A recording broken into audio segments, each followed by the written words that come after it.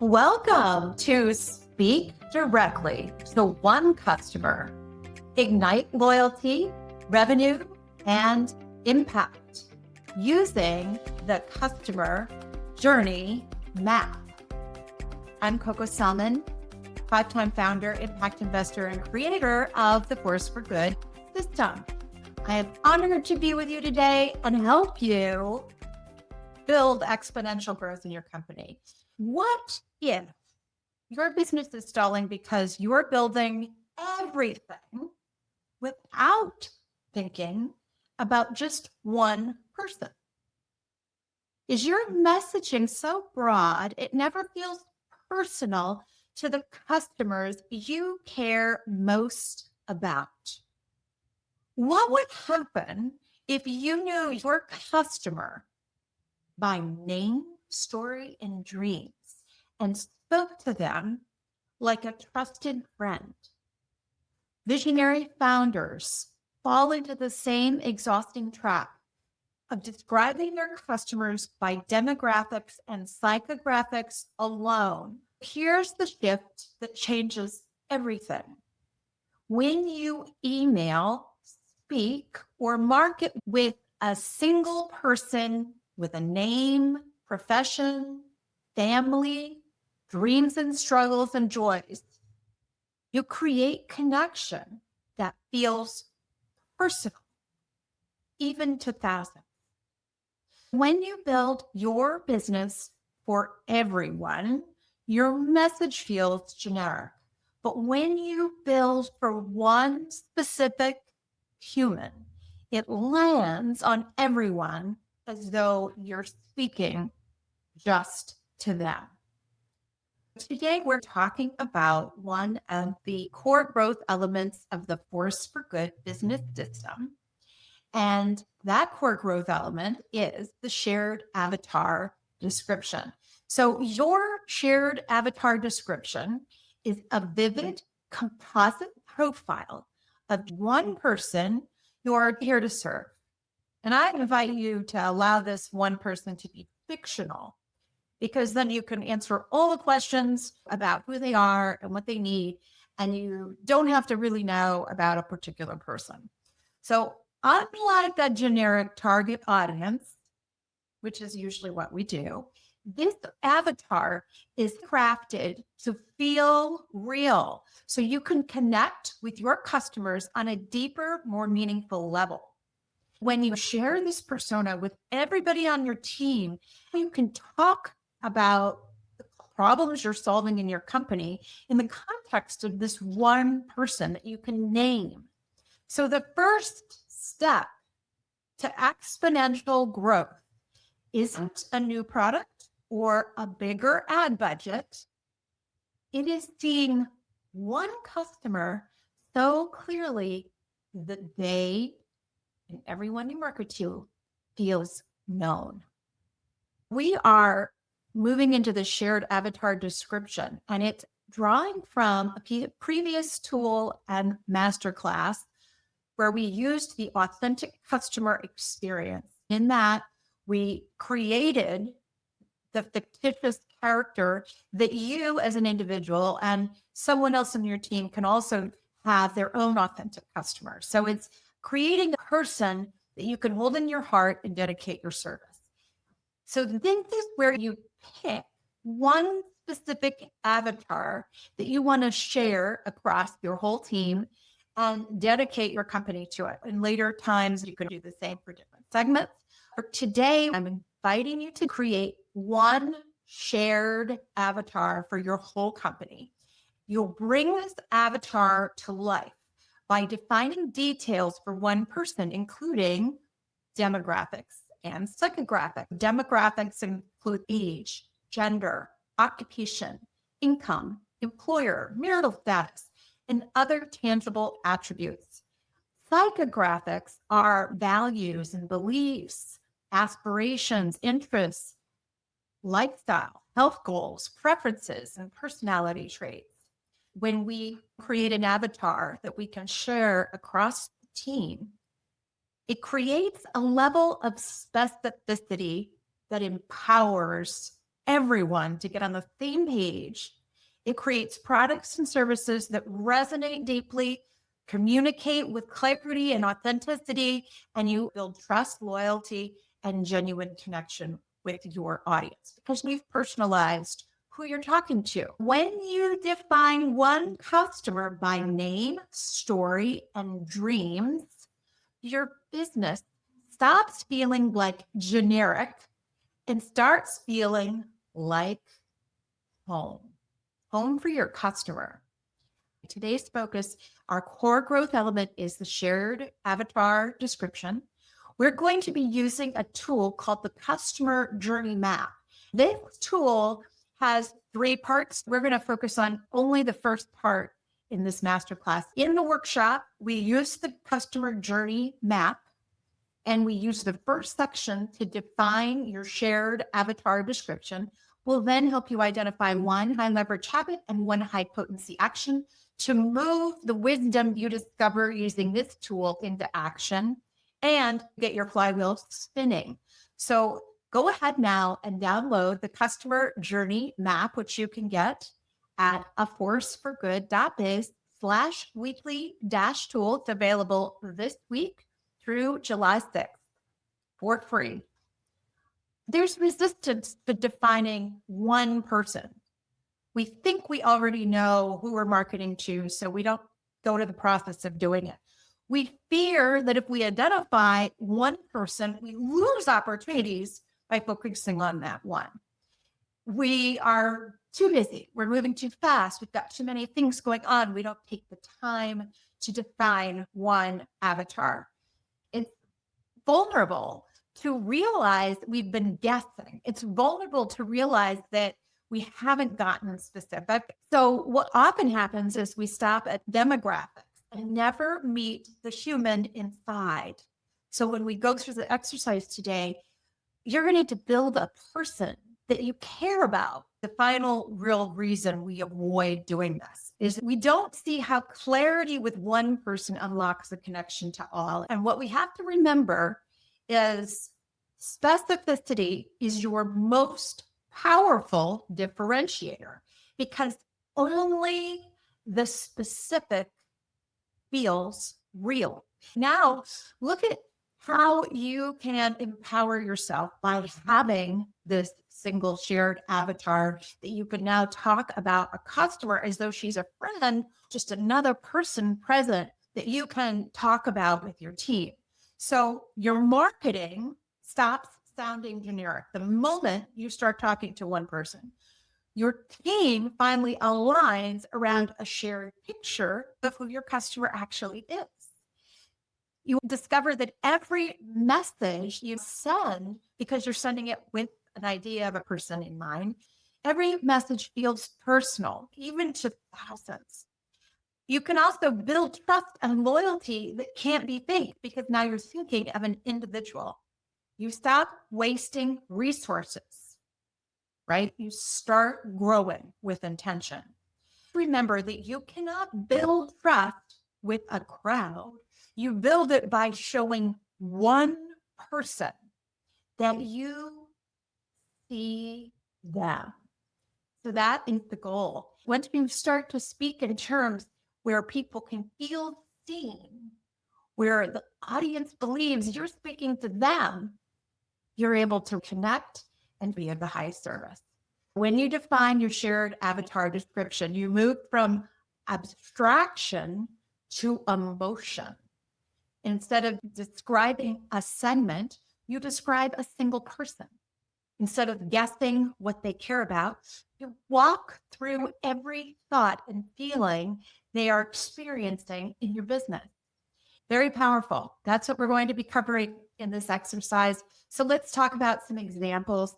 So a generic description might be our customer is a female entrepreneur aged 35 to 55 who wants to grow her business.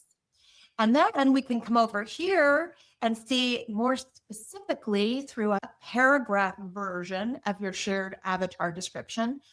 Our customer is Julie, a 38-year-old founder of a purpose-led PR agency in Chicago.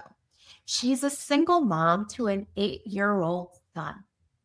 She dreams of scaling to 2 million in revenue, but she feels stuck because her team relies on her for every decision. She's exhausted and she's afraid her vision will die in the grind. See how different that is? All right, let's try another one. So we're going to look at it now from demographics and from psychographics. We're going to do this in the exercise. So as we go through this exercise, I invite you to imagine the answers to these questions now, like name, age, gender. I encourage you to make up a name. Don't have it be somebody you actually know, because it'll start to bind you up when you start coming to things like, I don't know if they have kids or they have pets, or what they read or where they go for on vacation, right? So it frees you to have someone who is not real, who is fictitious. And you create an imaginary avatar and you craft this character as someone that you can then share with your team. Right now, we are targeting CFOs who are looking to purchase data aggregation and analysis software. So I'm now the owner of a company that is producing SaaS software that aggregates data, and my primary customer is CFOs. So identify the demographics first. Michael, he's 49 years old. He lives in New York City, but has a place in Woodstock, New York, 2 hours away, where he goes on the weekends. He went to Boston College and he also has an MBA. He is a chief financial officer with Greenwich Capital Partners, which is a hedge fund. There's about 150 employees there, and there's $7 billion under management. He has an annual income of $750,000 plus bonuses. He's married to Elizabeth, the executive director of a children's mental health nonprofit. They have 3 children, Ben, who's 15, Caroline, who's 12, and Jack, who's 9. And they also have 1 golden retriever named Scout. All right, lots more we know about here with Michael. He values precision, transparency, results. He's a professional. He's rigorous about data. Personally, he's committed to philanthropy and teaching his kids the importance of empathy and grit. He's politically moderate, socially progressive, and a strong supporter of environmental causes.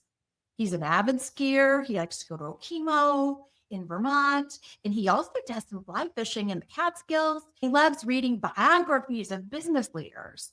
On weekdays, he gets up early at 5:30 a.m. with Bloomberg and espresso. He goes to the gym at Equinox and at the office before 7:30 a.m. He's often home late. He spends vacations in places like Italy. He likes ski trips to Vail, beach holidays in Nantucket. He is very focused on his health. He does Peloton rides, morning strength training, and fly fishing for relaxation. He reads The Economist, Harvard Business Review, Institutional Investor. His favorite books are Principles by Ray Dalio and The Big Short. He also listens to a few podcasts, Masters in Business and Capital Allocators. For music, he loves classic rock, jazz, and sometimes bluegrass. He especially loves the Rolling Stones and Miles Davis. He is analytical, demanding, private, loyal, dry-witted.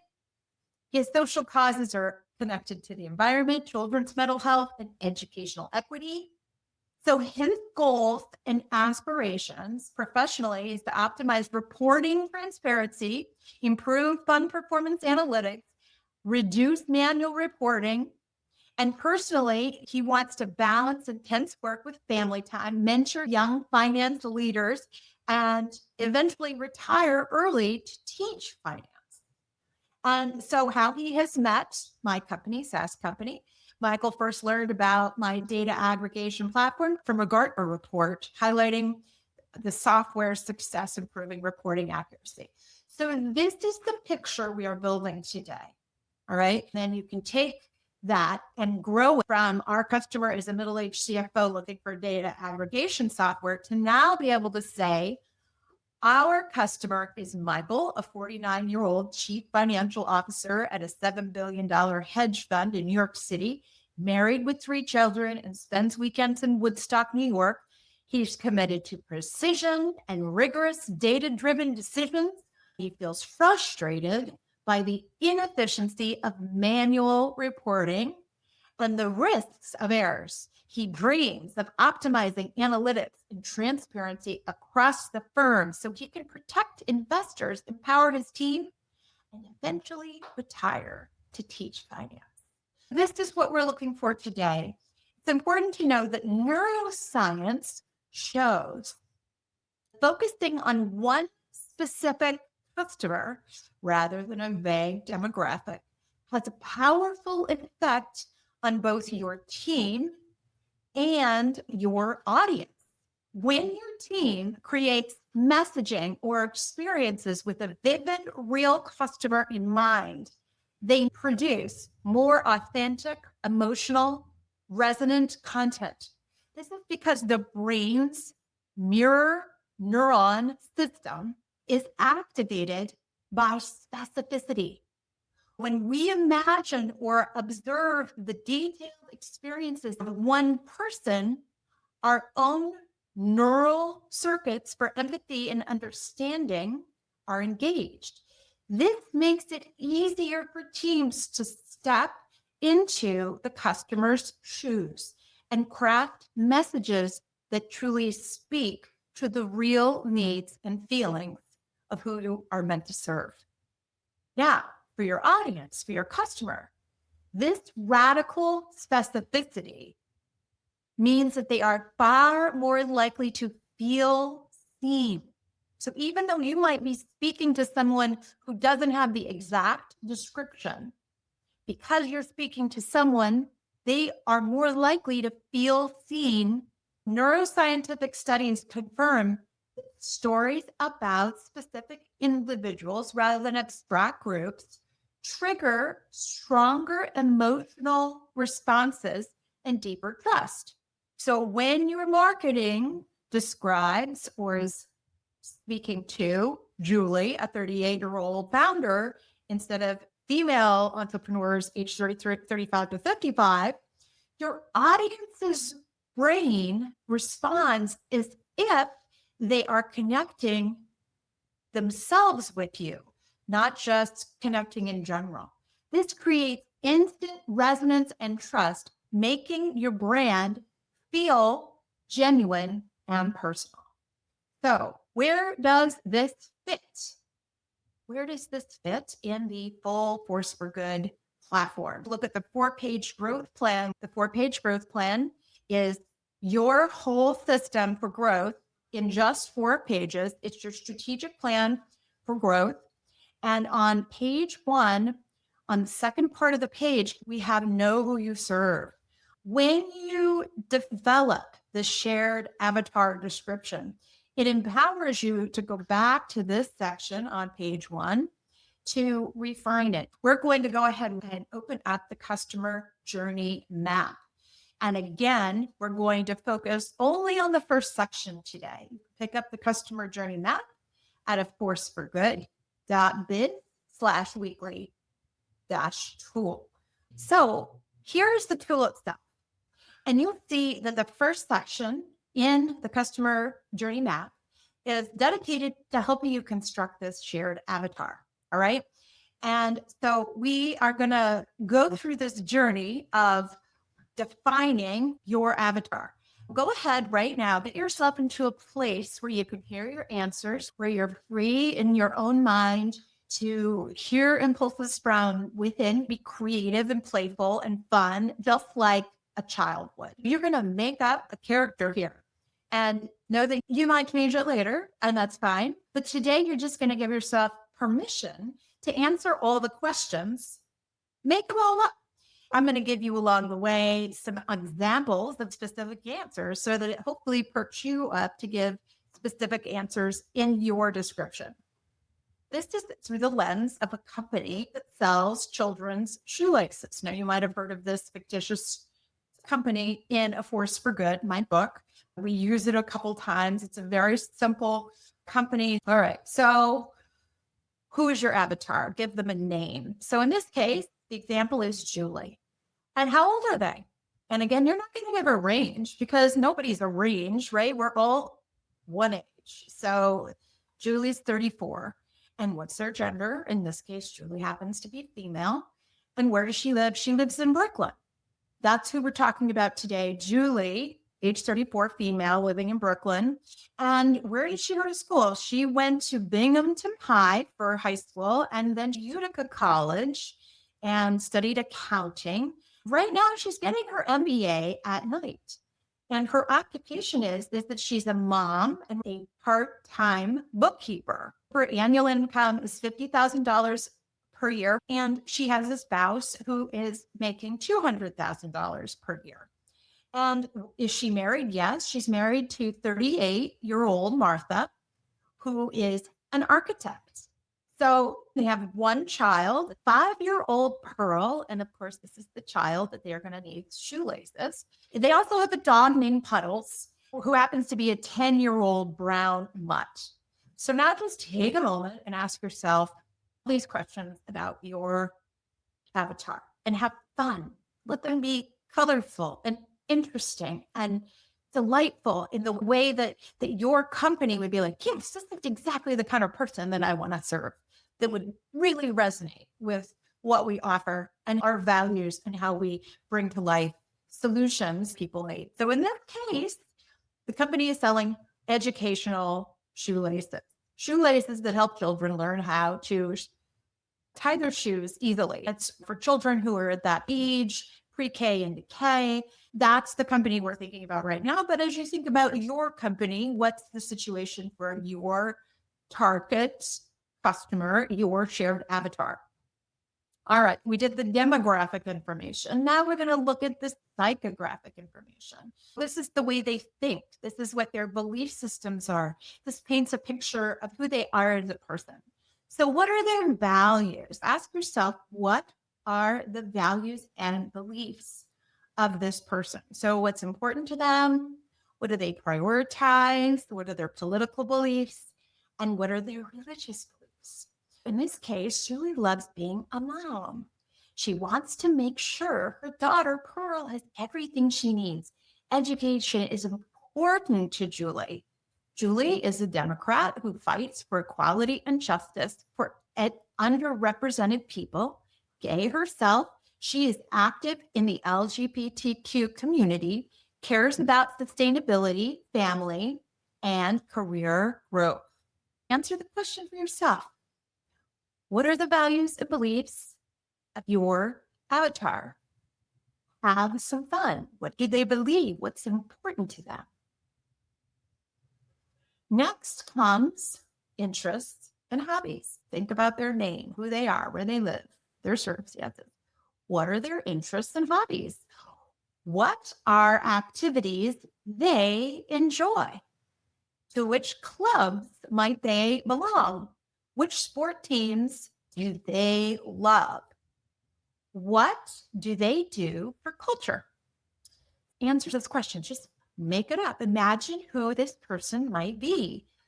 Julie is a longtime New York Yankees fan, belongs to the Park Slope Food Co-op, plays softball in Prospect Park on Sundays, visits the library with Pearl 2 or 3 times each week. So now you're getting a sense. This is who she is. Next, what's her lifestyle? What are the daily routines, social activities, and travel habits? What did this person do last Saturday? What are they doing for social fun with friends next week? So be clear, what's their life like? For Julie, kindergarten drop off at Brooklyn Montessori is what she does every morning. Then she runs home to work for a few hours. And then she meets up with other moms and kids in the park or at the museum. She loves the picnic with concert in the park with Martha and Pearl. This gives you a picture of her life and her lifestyle. Write down what you're seeing for your avatar and notice how you're starting to fall in love with this person. This is who my company is meant to serve. This is the person I care about. This is somebody whose life and challenges I relate to. not because I like them, but because I understand and I want to serve them. So next is vacations. What kind of vacations do they prefer? Beach, adventure, culture, culinary, luxury? Julie loves an Airbnb near a beach where she can kayak, paddleboard, and read. Julie dreams of going on a bike trip to Portugal with Martha. So, what are the things they love to do? Is it a road trip? Is it taking their kids camping? Is it going on a safari? Is it a cruise across to Europe? What is it that this person is loving to do? Just understand their dreams in this way. And then consider their health. Are they healthy? Do they have a sedentary lifestyle? Are they challenged with health? What are the things that give them activity? What fitness activities or sports do they participate in? Do they get involved with gym, yoga, running, dance, or team sports? Then you can go on and look at their things that entertain them, books, magazines, and podcasts, the kind of media they consume. Write down what that might be. Julie loves the book Untamed by Glennon Doyle. She also loves The New Jim Crow by Michelle Alexander. She reads several magazines, including National Geographic, Sierra Magazine, and The New Yorker. So those are some of the things that you can start to know about who she is. Write down what are the books, magazines, and podcasts that this person might listen to and read, and then what kind of music is in their background. What do they listen to? What genres? What favorite artists? What streaming services do they listen to? Julie loves indie, folk, pop, and singer-songwriter music. Loves Randy Carlisle, Fleetwood Mac, Florence and the Machine, and the Lumineers. All right, so see how specific this is. Write down the personality of your shared avatar. Are they extroverted, introverted, adventurous, cautious, creative, prickly? What are they? Julie happens to be nurturing, dedicated, socially conscious, ambitious, active, community-oriented. What about social causes? What social causes or charities do they support? She's involved with the Human Rights Campaign, the Brooklyn Montessori PTA, and she gives to the Sierra Club. Think about their goals and aspirations. Come into the avatar and really have a sense for their goals and aspirations. What are their personal and professional goals, desires, and dreams? And you want to have things that are general to who they are, that have nothing to do with your product and service, but you also want to have some in there that indicate how your product or service is important to them and the goals they're trying to achieve through your company. So in the case of Julie wants to provide the best education and upbringing for her daughter, Pearl. She wants to maintain a healthy, active lifestyle with her family. She wants to continue being an active and supported member of the LGBTQ community. She really wants to complete her MBA and advance her career in accounting.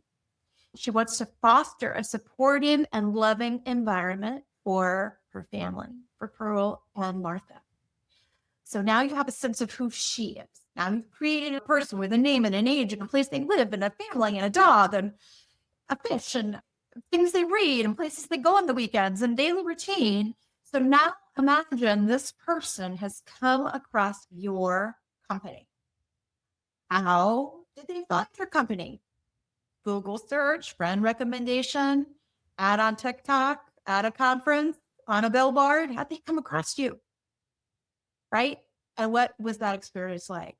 Julie came across Savvy Kid Shoelaces when picking up her daughter at kindergarten.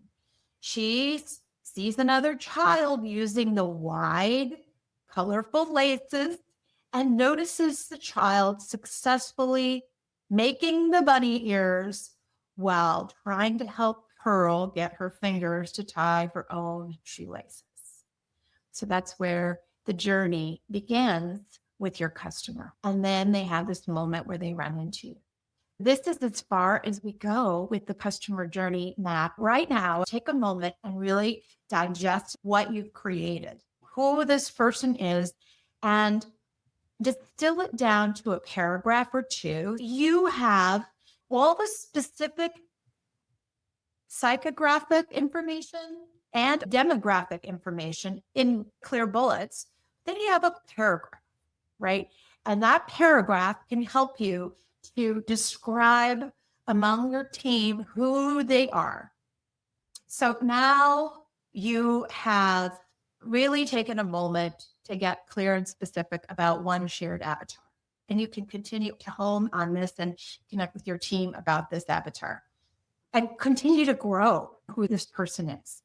So hopefully you're starting to see ways that you might have been marketing to a crowd and where now you can speak to one human and how that will engage your heart, your spirit, your team's alignment all at once. And so that what you put into your materials suddenly becomes so much more personal, much more resonant in your audience. So hopefully you're starting to see the power and fun and pleasure of knowing a single customer's life and story in detail. Notice how knowing one customer's life helps you understand all of their lives. So remember that when you speak to one specific person, thousands feel seen.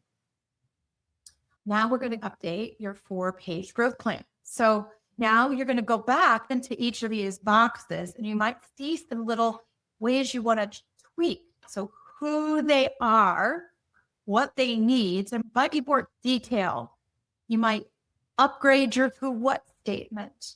You might understand their triggers, why they're triggered to buy. The example, Julie was picking up her daughter from school and she saw another little girl with those shoelaces, and that made the bunny so easy. Julie was like, I need to go straight now for my daughter Pearl. You might speak more clearly what you offer. It might not be a change in what you offer, but how you describe it could help you develop your position statement, make it even more sharp, more articulate, more exact, more honest. And you'll also start to see where you have your area of chosen greatness. You might also start to have a sense for the feelings that they want to feel. What are the feelings your shared avatar wants to have? Are there any customer experience improvements you want to adjust? This is how we are upgrading the 4-page growth plan this week. Let's turn your ideas and wisdom into action. The first way is through instituting rituals. High leverage habits are repeatable practices that almost guarantee results. All right. What weekly habit will keep you and your team aligned with your shared avatar description? So perhaps at the beginning of every marketing meeting, you review your avatar paragraph. You might keep your avatar printed at every workstation. You might share a weekly customer story with the team and reflect on how they're like or dissimilar from the avatar. You might role play sales conversations every week with your avatar in mind. So these are some ways that you can activate again and again so that it's not that you think about the shared avatar once, but you think about it every week, every day, every month. Remember, clarity about one customer unlocks alignment in every department, from product to sales to service, especially when you use these rituals to stay connected to the idea. What is a high potency action? That's the next question. So we want to take one big action, one-time high impact action to boost growth. What action will you take this week to build connection? Maybe you need to rewrite your homepage headline to speak directly to your shared avatar. Maybe you decide you want to share your avatar description in your next all hands meeting. I invite you to interview 3 customers to further validate your avatar. Find out more about their personal life, what they read, where they go on vacation, what their daily routine looks like, what their family looks like, where they give, etc. Get it from 3 different individual people and then come back to your shared avatar and make some small tweaks and adjustments that help make this human that you just crafted even more human to you. You could create a video describing your avatar's day and why you care. If your customer doesn't see themselves in the stories you're telling, they will never believe you can help them. So make sure that you have one voice that you're speaking to when you're talking through your email or your marketing or you're building your product. Remember, you're always speaking to one individual persona, one avatar, and that will give you the power to really speak and be heard. So we did a lot today. You created your shared avatar description. You also learned how to use the first section of the customer journey map. You improved your 4-page growth plan. If you're doing these masterclasses every week, you're noticing a habit that you're using a new tool, pouring your wisdom into it, and then upgrading your 4-page growth plan. See how that is a high leverage habit. You also defined a high leverage habit specific to your shared avatar and one high potency action to put the shared avatar into place. Your shared avatar description transforms guesswork into growth. That is the goal of what we are doing here at Force for Good. So next, I invite you to be sure to pick up the book, A Force for Good. The shared avatar is in chapter 7. When you get the book, you'll also get the full Force for Good toolkit. So aforceforgood.biz/book is where you get the book. And also be sure you are signed up for the Force for Good tool of the week. Every week we love a masterclass like this one. And you get the recording and links. And it gives you access for the week to a specific tool, like today, the customer journey map. You can get this at aforceforgood.biz/weekly-tool. If you are ready to get your flywheel going, I encourage you to sign up for the Growth Accelerator. It's how you can most efficiently install the full Force for Good system, a system of propelling exponential high impact growth into your company. It's a 12-module system. It has videos, tools, and assessments. You can do it alone or with your team. Tiered pricing starts at just $599, and there is an option that you can pay over time. So aforceforgood.biz/accelerator is where you can learn more. Finally, thank you for being here and for being a part of this journey. Thank you for creating a business that makes a difference. The world is made better by women-led business. So let's all go make the world a better place.